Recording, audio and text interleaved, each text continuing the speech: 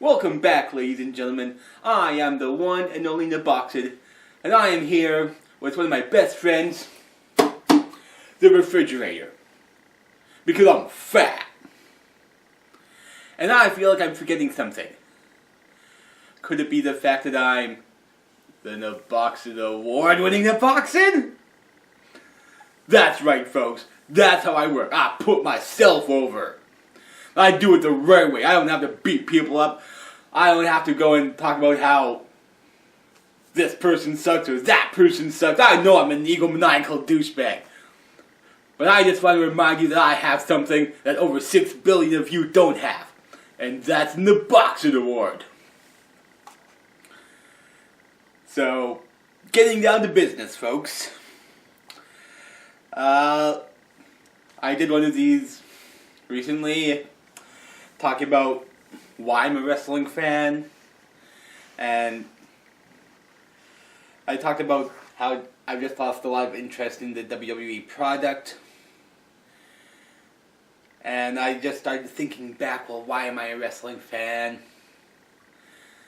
So, just because like the entertainment's not there for me anymore, especially with like the televised product. And I think back to when I did watch on a regular basis what it is that I liked and the stuff that I missed, like all these, like these, last time you saw me talk about SummerSlam 91, and I was talking about all the different aspects of it, as like the entertainment factor. You know, you had the Mountie and his losing the jailhouse match, and all these different characters like the Macho Man and Hulk Hogan and the Ultimate Warrior, and matches like Bret Hart versus Mr. Perfect, who put on this what is highly regarded as like one of the all-time SummerSlam Classic matches, like a SummerSlam Classic. And you know, part of me just wants to go back and watch a lot of this old stuff and see if I can find what was there, you know, like why I was a fan to begin with. So I mentioned Bret Hart and Mr. Perfect from SummerSlam 91, and I went into my DVD catalog and I found this little gem, Mr. Perfect, The Life and Times of Mr. Perfect. So I just couldn't help myself, went back and took a watch, and some of it started to just come back to me, you know, like why I'm a wrestling fan. And yeah, you have all these little bits with, first off, this guy was one of the best all-around performers. He had a great look to him. He had all these skills. You know, the matches that he would do where he went a Broadway, an hour-long match against Nick Bockwinkel for the AWA Championship, and by the end of the match, both of them were bloodied, and Curtin Hennig was on the verge of winning the AWA Championship that night. But like you see him in like the last minute with a figure 4 on Nick Bockwinkel. He thought he won, but he didn't. You know, again. The man, you know, when they do these DVDs, they'll pick matches since he had died before this DVD came out. What they'll do is they'll have like the family or people that he's worked with pick some matches for it, and on this you'll have something like 3 of the matches that were picked were with Bret Hart. They had a great deal of respect for each other, and they enjoyed working with each other. And you go back and you see this basically like a who's who of a lot of guys who have made it into the Hall of Fame, you know? You have like, again, Bret Hart, you have like some Shawn Michaels, Scott Hall, Nick Bockwinkel, all these guys who are like multiple time champions, whether it's like Intercontinental, United States, World Heavyweight Champions, WWE Champions. And you don't get to that point by sucking. Unless he's a great Khali, but that's another bit. But yeah, you do all these great matches. You have all this talent, and it's amazing that he himself never won the big one, the WWE Championship. And he was able, and the vignettes that he did too to be introduced. You know, like they had him playing chess, they had him playing horseshoes, baseball with Wade Boggs, hockey with Mike Modano, horseshoes. Let's see, what else did he do? Basketball, like he does the over-the-shoulder shot where he's not looking, and it's like, oh. Just one of those ones where it's just so funny because it's like arrogant, but you just can't help but laugh. Because obviously they're going to take the best shot, but still, just having him do all these things perfectly. You know, like the diving, golfing, basketball, bowling, darts, horseshoes. Oh. This guy was so talented. You know, it's just, I can't help but look back at what this guy did, and I can't help being a fan. It's just there. This guy was so entertaining. And then there was when he was in WCW. You know, how can we forget the West Texas Rednecks? Rap is crap. I hate rap.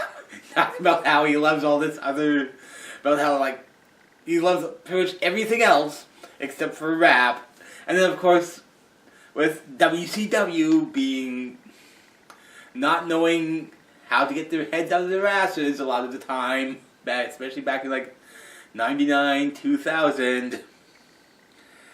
And they're trying to make these guys into heels because rap is so cool now, so we'll just have these guys talk about how they hate rap, and then they do rap is crap, and they get over.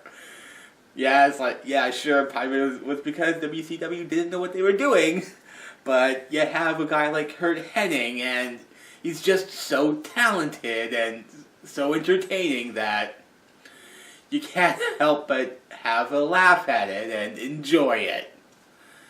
Like, oh, Curt Hennig. And this was a guy who died way too soon. He was like 44. Now, granted, he wasn't going to get a world title run, but he still could have done a lot of good things, you know? Like, I remember, with the exception of, like, say, Bob Backlund, who had his last title run at 45. You think back to... See Goldberg having his run at like 49, 50 last year. But like these are more like blips, you know. But yeah, like granted but he's one of those guys where he probably should have had like a major title run. And if he was in his prime today with his gimmicks, a Mr. Perfect gimmick, and how he did it, it's like this guy would have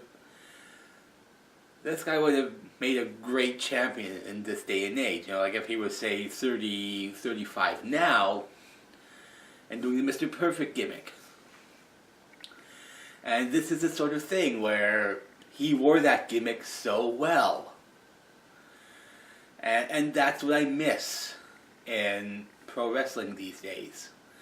That you'll just have, like, these generic names, and I'm not meaning to knock the performance behind them, like, say, Dean Ambrose, Seth Rollins, this guy.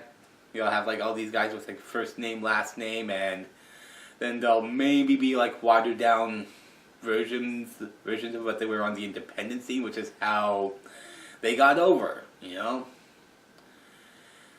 But you don't have these bits anymore, like the Mr. Perfects of the world. The closest I can think of nowadays would maybe be like the Bray Wyatt type, where at least